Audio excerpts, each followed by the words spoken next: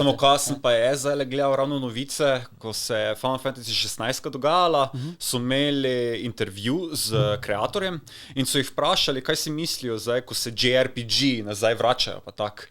In je človek povedal, da na Japonskem so oni videli JRPG kot žaljivko, da zakaj so zdaj oni drugačni od vseh ostali, oni delajo RPG-je. Yes. In teda, nam se to zdi, JRPGs, to so najboljši gejmi, kaj so, ampak njim se pa to zdelo... RPG-je, pa if you want the best of the best, you take JRPG. Mislim, opaziš, kaj je western RPG, pa kaj je JRPG, ampak... Mislim, da... They're not racist. Mogoče imajo... ampak They're not racist like us.